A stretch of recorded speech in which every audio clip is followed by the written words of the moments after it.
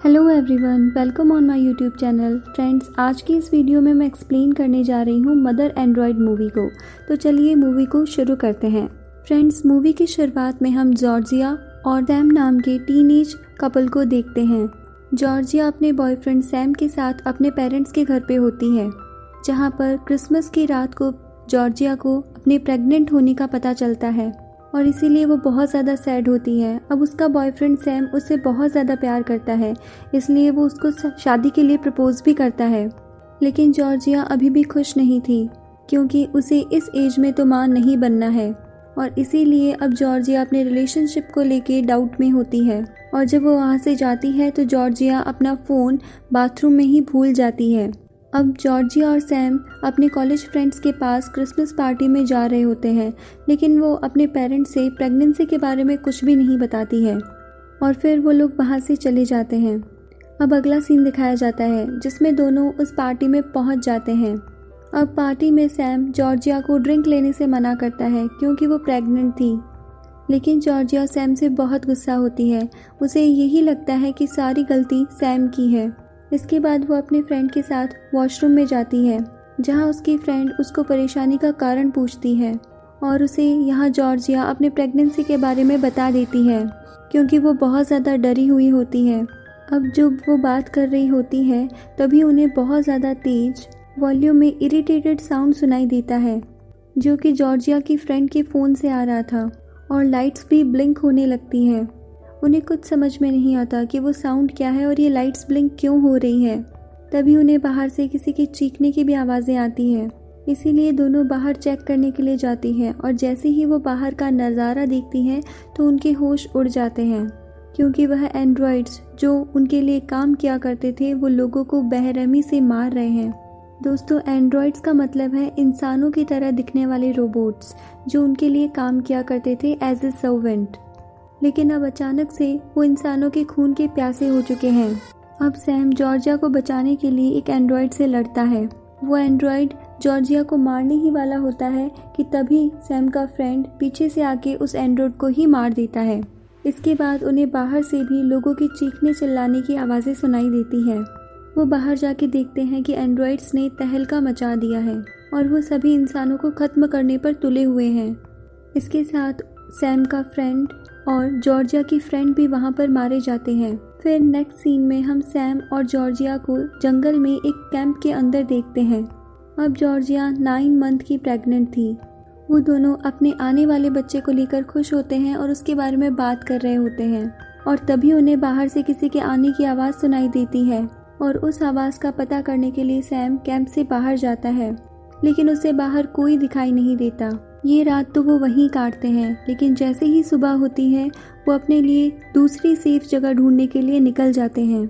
इसके बाद वो दोनों जंगल के बीचों बीच बने आर्मी कैंप के अंदर पहुंच जाते हैं, जहां उनसे आर्मी वाले कुछ सवाल जवाब करते हैं और उनके हथियार लेकर उनको अच्छे से चेक किया जाता है कि कहीं वो एंड्रॉइड्स तो नहीं। इसके बाद उन दोनों को वहाँ रहने की और रुकने की परमिशन दे दी जाती है। जॉर्जिया अपनी प्रेगनेंसी के बाद पहली बार किसी डॉक्टर से अपना चेकअप करवाती है। डॉक्टर उसको बोलती है कि तुम यहीं रहकर अपने बच्चे को जन्म दे सकती हो, क्योंकि अब तुम्हारा ट्रैवल करना बच्चे के लिए रिस्की होगा। लेकिन सैम का प्लान था कि जॉर्जिया की माँ बनने से पहले उसे बॉस्टन ले जाया जाए। इसीलिए जॉर्जिया डॉक्टर से एशिया में किसी जगह के बारे में पूछती है, जहाँ पे फैमिली वालों को सेफली रखा जा रहा है, और वहाँ जाने के लिए उन्हें बोस्टन से बोट मिलेगी। और इस पर उन्हें डॉक्टर बताती है कि ये बात मैंने भी सुनी थी, लेकिन अब वहाँ पर सिर्फ माँ और बेबी को ही जाने की परमिशन है, फादर्स साथ नहीं जा सकते। और ये सुनकर जॉर्जिया बहुत उदास हो जाती है। लेकिन जब वो अपने बच्चे की दिल की धड़कन सुनती है तो उसके चेहरे पे मुस्कान आ जाती है। इसके बाद हम देखते हैं कि सैम एक आर्मी वाले से बात कर रहा है। सैम उस आर्मी वाले से बोस्टन जाने का रास्ता पूछ रहा होता है, जिस पर आर्मी वाला सैम से बोलता है कि अब कोई भी जगह सेफ नहीं है, क्योंकि सभी जगह एंड्रॉइड से घिरी हुई है। सैम अब उसे चाइना और कोरिया के बारे में बताता है कि वहाँ सब सेफ है, जिस पर आर्मी वाला बोलता है कि मुझे तो यहाँ से कहीं पर भी नहीं जाना, और अगर तुम्हें जाना है तो अपने रिस्क पर चले जाओ। फिर अगले सीन में रात के समय जॉर्जिया सैम को बताती है कि डॉक्टर ने उसे बताया है कि वो लोग सिर्फ माँ और बच्चे को ले जा रहे हैं, इस पर सैम जॉर्जिया को बोलता है कि तुम और बेबी बोट पर जाओगे और मैं वहाँ पर आने का कोई और रास्ता निकाल लूँगा।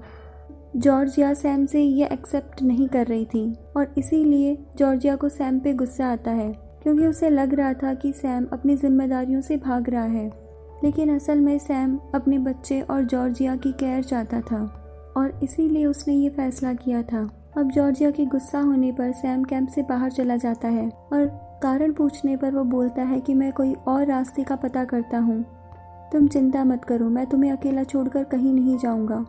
फिर हम आर्मी वालों को चिल आउट करते हुए देखते हैं। सैम उस आर्मी वाले के पास जाता है और उसे बॉस्टन जाने का रास्ता पूछता है। वो सैम को रास्ता बताने से पहले उससे फाइट करने के लिए बोलता है। सैम उसके साथ फाइट करना नहीं चाह रहा था, लेकिन उसे बॉस्टन जाने के लिए उससे फाइट करनी पड़ी। फिर अगले सीन में हम सुबह जॉर्जिया को उठते हुए देखते हैं, जिसे 2 आर्मी वाले कैंप से बाहर जाने के लिए बोलते हैं और जॉर्जिया को अपने लीडर के कैंप पर ले जाते हैं, जहाँ पे सैम को उन्होंने बांध रखा था। लीडर जॉर्जिया को बताते हैं कि सैम ने उनके आर्मी मैन से फाइट करके उसकी एक आंख को फोड़ दिया है और लीडर ऐसे गेस्ट को कैंप में नहीं रखना चाहते। अब लीडर उन्हें इस कैंप से निकलने को बोलते हैं। जॉर्जिया बहुत रिक्वेस्ट करती है कि वो प्रेग्नेंट है, लेकिन लीडर जॉर्जिया की एक भी नहीं सुनता और उन्हें कैंप से बाहर निकाल देता है। इसके बाद कैंप की डॉक्टर जॉर्जिया को जाते समय कुछ पेन किलर और मेडिसिन देती है। साथ ही ये भी बताती है कि पहले के ज़माने में औरतें अपने बच्चों को अकेली ही जन्म दे दिया करती थी, उन्हें डॉक्टर की ज़रूरत नहीं होती थी और तुम्हें भी ऐसा ही करना होगा।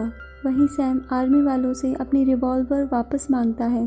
बहुत रिक्वेस्ट करने के बाद उसे अपनी रिवॉल्वर मिल जाती है, लेकिन जॉर्जिया अब रास्ते में अकेली ही निकल जाती है गुस्से में और सैम उसे ढूंढते ढूंढते जंगल में उसके पीछे निकल जाता है। इसके बाद सैम को भी जॉर्जिया मिल जाती है।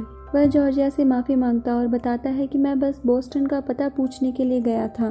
तुम्हें ये लगता है कि मैं तुम्हें प्रोटेक्ट नहीं कर सकता, लेकिन ऐसा नहीं है, मैं तुम्हें प्रोटेक्ट कर सकता हूँ। अब जॉर्जिया उससे बहुत ज़्यादा गुस्सा थी, इसीलिए वो सैम को अब मारने लगती है, क्योंकि उन्हें बड़ी मुश्किल से एक सेफ जगह मिली थी और वो भी सैम की वजह से वो खो चुके हैं। अब सैम को मारने के बाद जॉर्जिया का गुस्सा शांत हो जाता है और तभी बारिश गिरना शुरू हो जाती है। इसके बाद दोनों बड़ी मुश्किल से आगे बढ़ते हैं और एक जगह बैठ जाते हैं। सैम बारिश के रुकने के बाद आग जलाने के लिए बोलता है, लेकिन जॉर्जिया उसे मना करती है, क्योंकि आग जलाने से एंड्रॉइड्स को उनका पता चल जाएगा। अब बारिश खत्म होने के बाद जॉर्जिया को बहुत ठंड लग रही होती है, लेकिन वो लोग आग ना जलाने के लिए बहुत मजबूर होते हैं, इसीलिए वो अपने सफ़र को आगे शुरू करते हैं। आगे हम देखते हैं कि दोनों को रास्ते में एक घर दिखाई देता है। सैम उस घर को चेक करने के लिए जाता है कि कहीं वहाँ पे कोई एंड्रॉइड्स तो नहीं है। तभी सैम बताता है कि वहाँ घर में कोई नहीं है, सब कुछ सेफ है, वो वहाँ रह सकते हैं। दोनों रात को वहीं रुकते हैं। अब जॉर्ज और सैम मैट्रेस ढूंढने लगते हैं। तभी सैम जॉर्जिया के लिए नीचे से मैट्रेस लाने जाता है, जहाँ उसे बेडरूम में एक कैमरा भी दिखाई देता है। सैम एक मैट्रेस और कैमरा उठाकर ऊपर ले आता है। वह जॉर्जिया से बोलता है कि इस कैमरे में सिर्फ एक और फ़ोटो क्लिक की जा सकती है और वो होगी हमारी फैमिली फ़ोटो। जॉर्जिया स्माइल करती है और सोचती है कि सैम बहुत खुश है हमारे बच्चे के लिए। इसके बाद जॉर्जिया मैप देख रही होती है और सैम बुक में बेबी डिलीवरी के बारे में पढ़ रहा होता है। जॉर्जिया बताती है कि बॉस्टन जाने में 2 वीक्स लग जाएंगे। उन्हें अब समझ में आ गया होता है कि बॉस्टन जाने का रास्ता खतरे से खाली नहीं है, इसीलिए उन्हें कोई दूसरा रास्ता देखना होगा। सोते हुए जॉर्जिया सैम को बोलती है कि हमें यहीं रुककर अपने बेबी को बर्थ दे देना चाहिए। डॉक्टर सही बोल रही थी कि पहले के समय में औरतें खुद से बच्चे पैदा कर लिया करती थी। हमें थोड़ी मुश्किल होगी, लेकिन यही हमारे लिए सही भी होगा। अब दोनों यूं ही बातें करते करते सो जाते हैं। सुबह जॉर्जिया उठती है और बाहर मरे हुए कंकाल देखती है। तभी उसे एक तेज साउंड सुनाई देता है, जो कि बाइक को स्टार्ट करने का था। सैम वहाँ रखी बाइक को सही कर रहा होता है। जॉर्जिया उससे बोलती है कि बाइक की आवाज़ से एंड्रॉइड्स हमारी तरफ अट्रैक्ट होंगे। अब सैम जॉर्जिया को समझाता है कि अगर हमारा बेबी यहाँ हो गया तो हम उसकी आवाज़ को कैसे बंद करेंगे, तब भी एंड्रॉइड्स हमारी तरफ आएंगे बेबी की आवाज़ सुनकर, और इसीलिए हमें यहाँ से निकलकर किसी सेफ जगह जाना होगा। बॉस्टन का रास्ता बस यहाँ से 20 मील है और बाइक से हम जल्दी पहुँच जाएंगे। सैम जॉर्जिया को विश्वास दिलाते हुए बोलता है कि वो बेबी के लिए कुछ भी कर सकता है, किसी को भी मार सकता है। जॉर्जिया उसकी बात मान जाती है। इसके बाद वो दोनों वहाँ से बाइक लेकर निकल जाते हैं। तभी जॉर्जिया को कुछ अजीब सा फील होता है, लेकिन वो उसे इग्नोर करती है। अब दोनों एक जगह रेस्ट करने के लिए रुक जाते हैं और एक गाने को गुनगुनाते हैं। तभी जॉर्जिया को वहाँ पर एक आदमी दिखाई देता है। वो उनकी तरफ तेजी से बढ़ रहा होता है। दोनों जैसे तैसे बाइक पर बैठ के वहाँ से भागते हैं। अब देखते ही देखते बहुत सारे एंड्रॉइड्स उनके पीछे पड़ जाते हैं। जॉर्जिया कुछ एंड्रॉइड्स को गन से शूट भी करती है, लेकिन फिर भी वो उनका पीछा नहीं छोड़ते। इसके बाद उनके पीछे ड्रोन्स भी लग जाते हैं जो उनकी लोकेशन एंड्रॉइड को दे रहे होते हैं, और इसी कारण वो दोनों उनसे दूर नहीं भाग पाते। इसीलिए सैम जॉर्जिया को बाइक से उतारकर उसे नदी के पास जाने के लिए बोलता है और वो एंड्रॉइड्स को डिस्ट्रैक्ट करने निकल जाता है। जॉर्जिया उसे ऐसा करने से मना करती है, लेकिन सैम उसकी नहीं सुनता। इसके बाद जॉर्जिया पैदल ही वहाँ से भागती है। उसे बहुत पेन हो रहा था और वो उन ड्रोन से छुपते हुए एक पत्थर के नीचे छुप जाती है। तभी जॉर्जिया के पास एक आदमी आता है, जिसे देखकर वो डर जाती है। वो उससे बोलता है कि एंड्रॉइड्स तुम्हें ढूंढ लेंगे, इसीलिए तुम मेरे साथ चलो। जॉर्जिया पहले तो उसे मना करती है क्योंकि उसका बॉयफ्रेंड सैम अभी तक आया नहीं है। तो जब वो जॉर्जिया को विश्वास दिलाता है कि उसके बॉयफ्रेंड को वो ढूंढ लेंगे। अब अपने बेबी के कारण जॉर्जिया उसके साथ चली जाती है। इसके बाद हम देखते हैं कि वो लोग जंगल में ही एक सीक्रेट जगह पर है। तो जॉर्जिया उससे उस जगह के बारे में पूछती है, लेकिन वो कोई जवाब नहीं देता। फिर जॉर्जिया गुस्से में उससे पूछती है। तब वो बताता है कि मेरा नाम आर्थर है और मैं एक साइंटिस्ट हूँ और मैं उन लोगों के साथ ही काम करता था जिन्होंने ये एंड्रॉइड्स रोबोट्स बनाए, और बताता है कि रोबोट्स ने पहले तो ह्यूमंस के लिए काम किया, लेकिन बाद में वो अपने आप को ही ह्यूमन से बड़ा समझने लगे और इसीलिए वो इंसानों को मारकर अपनी दुनिया बना रहे हैं। तो जॉर्जिया उससे पूछती है कि रोबोट्स में ह्यूमंस को हार्म पहुंचाने का कोई भी फीचर नहीं था, तो फिर ऐसी क्या गलती हुई, जिस पर आर्थर उसे बताता है कि रोबोट्स को बनाना ही एक सबसे बड़ी गलती थी। इसके बाद आर्थर उसको सोने का बोलने के बाद वहाँ से चला जाता है। इसके बाद जॉर्जिया डर कर उठती है और चिल्लाती है, और फिर वो आर्थर को बोलती है कि मुझे सैम को ढूंढना है, जिस पर वो उसे बोलता है कि ये तुम्हारे लिए आसान नहीं है। तुम्हें अभी सिर्फ अपने बारे में सोचना चाहिए। तुम्हें रोबोट्स की तरह सेल्फिश बनना होगा, क्योंकि रोबोट्स को समझ में आ गया है कि ह्यूमंस की कमजोरी प्यार और इमोशन है, और इसी का फायदा उठाकर वो ह्यूमंस को मारकर अपनी दुनिया बसाने के लिए अर्थ पर कब्जा कर रहे हैं। इसीलिए अगर तुम्हें जिंदा रहना है तो तुम अपने बारे में सोचो। लेकिन जॉर्जिया सैम को ऐसे मरने के लिए नहीं छोड़ सकती थी, और जॉर्जिया को डाउट भी था कि आर्थर उसकी इतनी केयर क्यों कर रहा है। इस पर आर्थर बिना कुछ बोले ही जॉर्जिया के पास जाकर उसके बच्चे की धड़कन सुनने लगता है। अब आर्थर धड़कन सुनते हुए रोने लगता है, क्योंकि उसे बहुत डर लग रहा था कि रोबोट उसे मार ना दे। अब जॉर्जिया उसे संभालती है। तभी आर्थर पूछता है कि क्या तुम्हें बोस्टन जाना है, और जॉर्जिया के हाँ बोलने पर वो उसे वहाँ तक सेफ ले जाने का प्रॉमिस करता है। वो जॉर्जिया को एक जैकेट के बारे में बताता है। इसके पहनने के बाद एंड्रॉइड्स ह्यूमन को देख नहीं सकते, लेकिन सुन सकते हैं। अगर इसे पहनकर चालाकी से चल की जाए तो एंड्रॉइड्स उसे पकड़ नहीं पाएंगे। इसके बाद आर्थर जॉर्जिया को वो जैकेट पहना देता है, जिस पर जॉर्जिया बोलती है कि मैं सैम के बिना कहीं भी नहीं जाऊंगी। वो आर्थर से उसे जैकेट की मदद से लाने के लिए कहती है, लेकिन आर्थर उसे ऐसा करने के लिए जैकेट नहीं देगा। इसीलिए जॉर्जिया उसकी जैकेट उतारकर उसको वापस दे देती है, और ये देखकर आर्थर का भी दिल थोड़ा पिघल जाता है। इसीलिए वो सैम को साथ में ढूंढने के लिए बोलता है। इसके बाद वो दोनों वहाँ से सैम को ढूंढने के लिए निकल जाते हैं। इसके बाद हमें एक डरावने से फेस वाला एंड्रॉइड दिखाई देता है, जो बाहर पहरा दे रहा था। ह्यूमंस को टॉर्चर करने की आवाज़ें सुनाई देती है।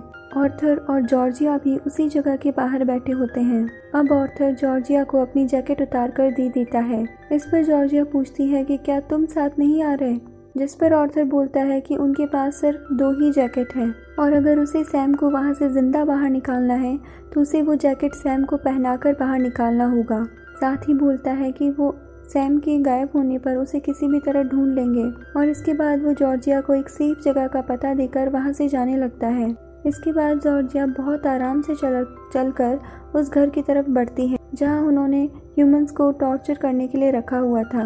वो बड़ी मुश्किल से रोबोट से बचते हुए सैम तक पहुँच जाती है, जहाँ पर एक और आदमी उसके पास में बंधा हुआ था। वो अपने आप को खुलवाने के लिए बहुत शोर मचा रहा था।